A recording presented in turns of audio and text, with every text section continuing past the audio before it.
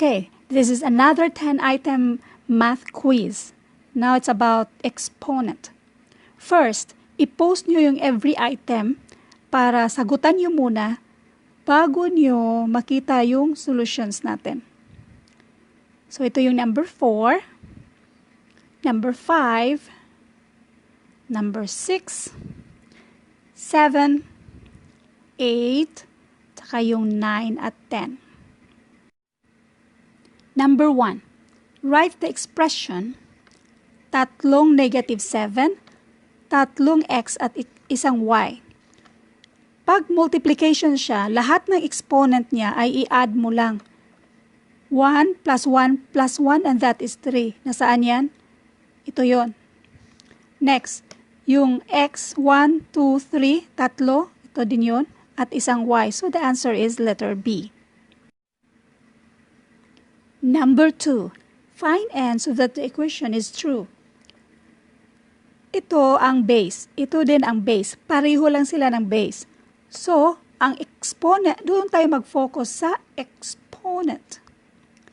3n equals 18. So, n equals, i-divide mo ng 3 kasi para matranspose sa kabila at i-divide mo rin ng 3 and that is 6. So, n is equals to 6. Let's do another example para mas lalong maintindihan. Si 8 equals 2 tapos 5n ang exponent. Paano hanapin si n? Itong si 8, gawin natin 2 ang base tapos lagyan natin ng exponent and that is 3. Kasi 2 times 2, 4 times 2, that is 8. Tapos ibaba rin natin ito. Ngayon, pareho na sila ng base. Dito tayo mag-focus sa exponent ng exponent lang. Ngayon, i-transpose mo si 5 doon para ma-isolate si n. So, that means n is equals to 3/5. Number 3. Find m and n so that the equation is true. Itong 3, una hanapin natin yung same base. Si 3, same base siya. So, m at saka yung 4. Para maging, yung same base niya, para maging 8. 8 minus 4, that is 4. So, 4 ang m nito. Kasi, pag mag-multiply ka, ang mga exponent niya, ay i-add mo lang yan. Mayroon tayong separate video about rules of exponents. Next is yung same base na 6. 10 ito, 5 dito, so 10 minus 5, that is 5. So, kung si M4, okay, at si N5, so the answer is letter D. Number 4, simplify. Now, ang given ay division. Ito yung tandaan nyo. Although mayroon tayong separate video about the law of exponent, ito yung tandaan mo. Pag multiply or multiplication, i-add mo yung mga exponents niya, yung mga exponents, i-add nyo kung pareho ang base. Kung division naman, i-deduct mo or i-minus mo ang mga exponents kung pareho ang base. Example, like x times x, nag-multiply tayo, that is x squared. Kung x squared, ito na lang, x squared divided by x equals x. Kasi, nag-minus ka na, mayroon ng imaginary na exponent dyan na isa, na 1. So, 2 minus 1, that is 1. Now, ito. Ang pareho ang base A, 3, tapos may imaginary na 1 yan, and the answer is A squared. Tapos yung isa, pareho ang base, 6 minus, i-deduct mo, 6 minus 2, and that is 4. So, hanapin natin yung A squared and B4, and this is the answer. Now, let's do another example. So, x squared, y 3, x and y 6. Ito, mas marami dito, so x na lang, 2 minus 1, that is x. Dito naman, mas malaki dito, mas maraming y dito. And that is y third. Kasi, 6 minus 3 equals y third. Ganito lang ang itsura niyan. X over x, tapos 6 na y. 1, 2, 3. At ito 3 na y. So, i-cancel mo lang yan. I-cancel mo rin 1, 2, 3.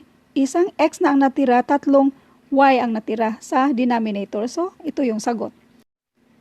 What if ganito? M5, N4, tapos sa baba ay parehong mas marami siya. So, that will be M2, N2. Ano ilalagay natin dyan? 1 ang ilalagay natin yan. Number 5. What is negative 8 raised to 4? Is it A or B? Ito, hindi na to. Mali na to. Kasi minumultiply mo, hindi yan. Ito naman, mali rin yan. Ito, according to the rule of exponent on negative base, exponent yan 4, no? Kung ano yung nasa malapit sa kanya, yan lang ang nire-raise niya unless kung enclosed siya sa loob ng parenthesis. Dito, silang dalawa ang nasa loob ng parenthesis. So, pareho lang yan na ganito. Ibig sabihin, yung 8 lang ang ni-raise niya. So, ang answer dito ay B. Yung 8 niya, kung i-separate mo yan, ganyan yan. Negative 1 times 8 raised to 4. Number 6. Simplify the expression. Ito.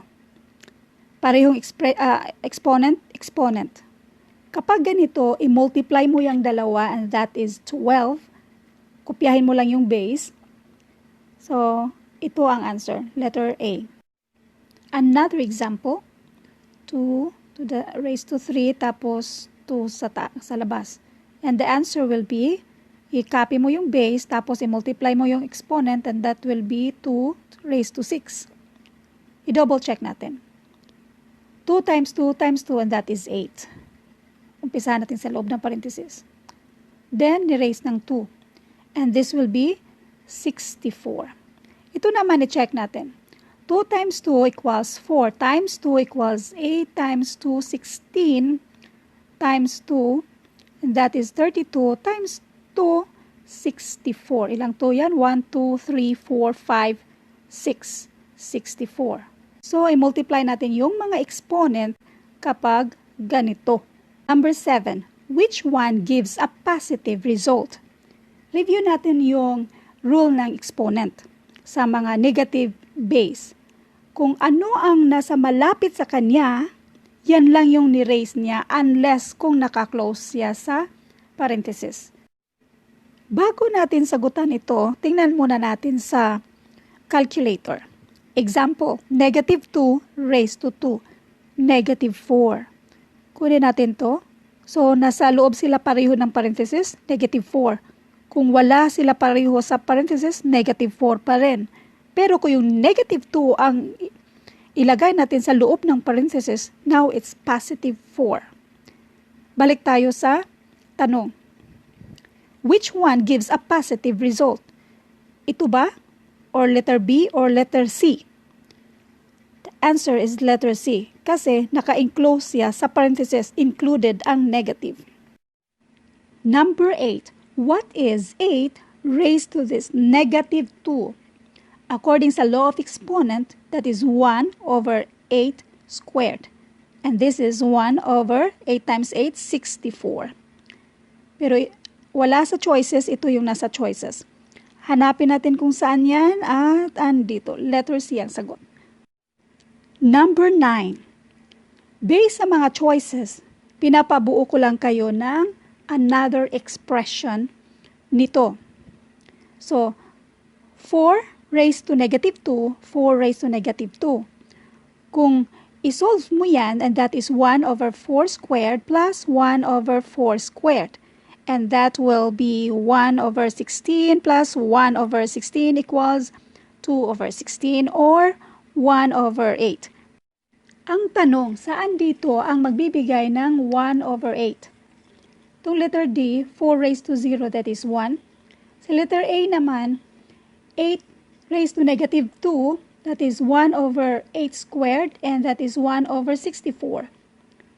Ito naman, si negative 4, so 1 over 4 raised to 4, and that is 1 over 4 times 4, 16. 16 times 2 is 4 is 64. 64 times 4 is 256. Yeah. So, ito na lang. Ito, 1 over 4 squared, and that is 1 over 16 times 2. And that is 2 over 16 or 1 over 8.